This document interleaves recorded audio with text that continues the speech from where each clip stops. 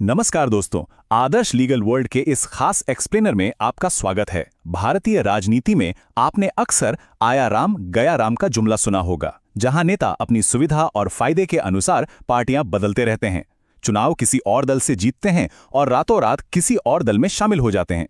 लेकिन क्या आप जानते हैं कि इस दल बदल को रोकने के लिए हमारे संविधान में एक कड़ा कानून मौजूद है? आज हम विस्तार से बात करेंगे 10वीं अनुसूची यानी एंटी डिफेक्शन लॉ के बारे में और समझेंगे इसके हर एक पहलू को। आया राम गया राम सुनने में ये थोड़ा मजाकिया लगता है ना। दरअसल ये भारतीय राजनीति का एक बहुत ही मशहूर जुमला है। ये उस दौर की याद दिलाता है जब नेताओं का अपनी पार्टी बदलना एक आम बात हो गई थी। 60 और 70 के दशक में तो ऐसा होने लगा था कि एक ही दिन में नेताओं ने कई कई बार पाले बदले। इस तरह की राजनीतिक अस्थिरता और खरीद फरोख्त किसी भी मजबूत लोकतंत्र के लिए बिल्कुल ठीक नहीं थी। तो इस पूरे विषय को हम कुछ हिस्सों में बांटकर समझेंगे। पहले बात करेंगे इसके इतिहास की, फिर अयोग्य ठहराए जाने के नियमों की, उसके बाद 91वें संशोधन वाले अहम अपवाद की, फिर ये जानेंगे कि फैसला कौन लेता है, और आखिर में बात होगी इस कानून की वर्तमान कमियों पर। चलिए सबसे पहले इसके ऐतिहासिक संदर्भ और 10वीं अनुसूची पर नजर डालते हैं। 1985 से पहले भारत में बड़े पैमाने पर राजनीतिक अस्थिरता देखी गई। सरकारों का टिकना या गिरना पूरी तरह से विधायकों की खरीद फरोख्त पर निर्भर करने लगा था। इस हॉर्स ट्रेडिंग पर रोक लगाने के लिए तत्कालीन राजीव गांधी सरकार ने 52वां संविधान संशोधन पेश किया। इसी के जरिए संविधान में 10वीं अनुसूची जोड़ी गई, जिसे आज हम दल बदल विरोधी कानून कहते हैं। इसका सीधा सा मकसद था हमारी लोकतांत्रिक व्यवस्था को मजबूत करना। बाद में 2003 में 91वें संशोधन के जरिए इसमें कुछ जरूरी बदलाव भी किए गए हैं। अब सीधे आते हैं इस कानून के नियमों पर, यानी वो कौन से आधार हैं जिन पर किसी सदस्य को अयोग्य ठहराया जा सकता है। कोई भी सांसद या विधायक आखिर कब अयोग्य माना जाता है, इसके 3 मुख्य नियम तय किए गए हैं। पहला है स्वैच्छिक इस्तीफा, यानी जब कोई सदस्य अपनी मर्जी से अपनी पार्टी छोड़ दे। दूसरा है अपनी ही पार्टी के खिलाफ जाकर वोट करना, और तीसरा नियम निर्दलीय और नामांकित सदस्यों से जुड़ा है। चलिए इन्हें थोड़ा और डिटेल में समझते हैं।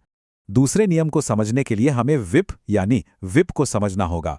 व्हिप असल में एक फॉर्मल निर्देश होता है जो राजनीतिक पार्टियां अपने सदस्यों को सदन में एक खास तरीके से वोट करने के लिए जारी करती हैं।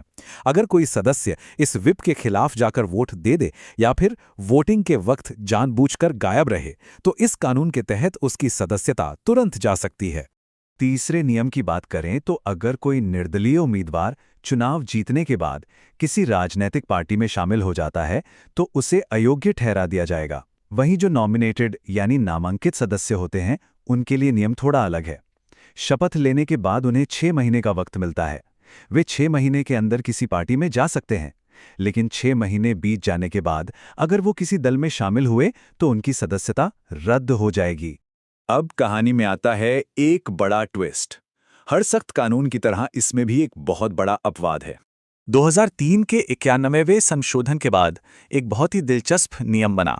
नियम यह है कि अगर किसी पार्टी के कम से कम 2/3 यानी 2/3 विधायक या सांसद एक साथ टूटकर दूसरी पार्टी में शामिल हो जाएं या अपनी कोई नई पार्टी बना लें तो उनकी सदस्यता नहीं जाएगी। इसे गैर कानूनी विभाजन नहीं बल्कि कानूनी तौर पर विलय यानी मर्जर माना जाएगा। तो तकनीकी रूप से थोड़े लोग जाएं तो वो अयोग्य हैं, लेकिन बड़ी संख्या में जाएं तो वो पूरी तरह मान्य हैं।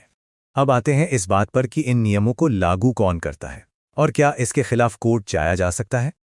ये सवाल बहुत अहम है कि जब कोई नेता पाला बदलता है तो उसे अयोग्य घोषित करने का अंतिम फैसला आखिर किसके हाथ में होता है? इसका जज कौन है? इसका जवाब है सदन के अध्यक्ष यानी स्पीकर या फिर सभापति। दल बदल के मामलों में अंतिम फैसला उन्हीं का होता है।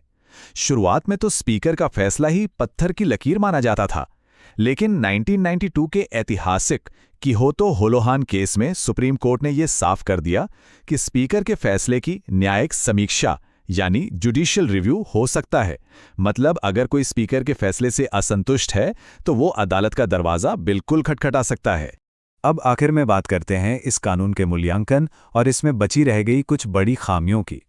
देखिए, लोकतंत्र की स्थिरता के लिए ये कानून बहुत जरूरी है, इसमें कोई शक नहीं है। लेकिन आज भी इसमें एक बहुत बड़ा लूप होल है, और वो ये है कि स्पीकर के लिए फैसला लेने की कोई निश्चित समय सीमा तय ही नहीं है। कई बार ऐसा होता है कि स्पीकर दल बदल की याचिकाओं पर महीनों या सालों तक कोई फैसला ही नहीं लेते। इस देरी की वजह से कानून का जो असली मकसद है वही विफल हो जाता है। तो ऐसे में सवाल ये उठता है कि क्या स्पीकर के लिए एक टाइम लिमिट फिक्स करने के लिए इस कानून में एक और संशोधन की जरूरत है? ये कानून लोकतंत्र के लिए जरूरी तो है, लेकिन आज भी इसमें सुधार की बहुत गुंजाइश है। आपको क्या लगता है? अपनी राय कमेंट्स में जरूर बताएं। कानून की ऐसी ही रोचक और निष्पक्ष जानकारी के लिए आदर्श लीगल वर्ल्ड को सब्सक्राइब करना ना भूलें। जय हिंद।